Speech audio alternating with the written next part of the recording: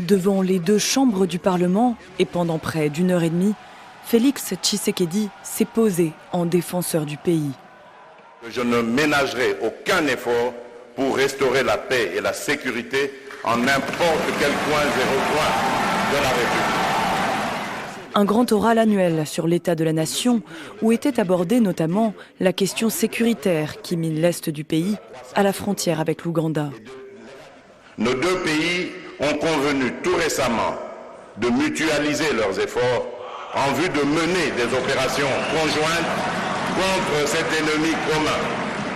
L'ennemi commun, ce sont les groupes armés, parmi lesquels les rebelles ADF, responsables de la mort de milliers de civils depuis 2013.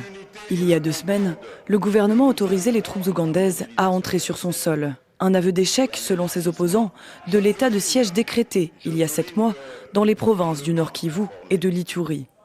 Je veillerai à limiter au temps strictement nécessaire à ces opérations la présence de l'armée ougandaise sur notre sol.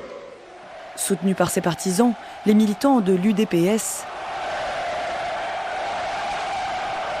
Félix Tshisekedi a laissé en suspens les sujets les plus polémiques, comme le dossier sur la taxe RAM, le Congo Hold-up, ou encore les mécontentements autour de la composition de la CENI. Et justement, devant les locaux de la CENI, ils étaient une trentaine d'opposants ce lundi à avoir réussi à braver les nombreux barrages. Ils manifestaient contre la nomination controversée du président de la CENI, Denis Kadima.